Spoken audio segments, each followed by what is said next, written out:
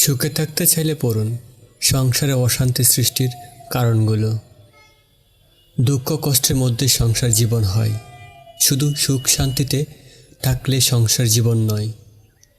নারী ও পুরুষ দুজনকে সংসার জীবনে দুঃখ কষ্ট পেতে হয়, তারপরে আস্তে আস্তে সংসার উন্নতি হয়।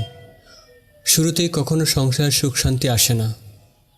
আমি দেখেছি সংসারের সুখের জন্য আমার বাবা মা কত কষ্ট সহ্য করেছে।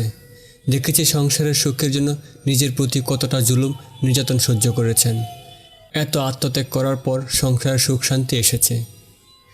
সংসার জীবনে কষ্ট, স্বামীর কষ্টে তুমি কষ্ট পাও না।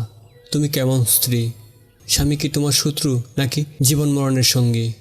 যে সংসারের স্বামী স্ত্রী দুজনেই তাদের ইচ্ছামতো চলাফেরা করে, সেই সংসারের সবসময় অশান্তি লেগে থাকে। এক সময় তাদের সংসার ভেঙে তছনছ হয়ে যায়। সংসারের সুখের জন্য স্বামী স্ত্রী দুজনের পরামর্শ করে কাজ করা, কখনোই বাহিরের লোকজনের কথায় সংসারে অশান্তির সৃষ্টি না করা, সবসময় 100 বার চিন্তা ভাবনা করে কাজ করা, তাহলে সবসময় সংসার জীবন সুখের হবে। স্বামী সংসার, এখন তো নারীর সংসারের সব বোঝার স্বামীর উপর দিয়ে। সে নিজের ইচ্ছায় জীবনযাপন করে।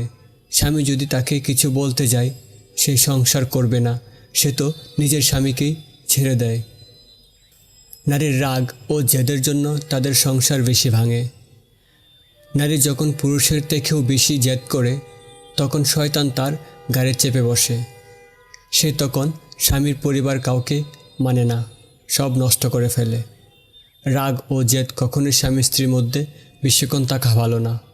যতটা সম্ভব মিটিয়ে ফেলা, নয়তো শয়তান এতে ভর করে স্বামী স্ত্রীর মধ্যে ফাটল ধরাবে।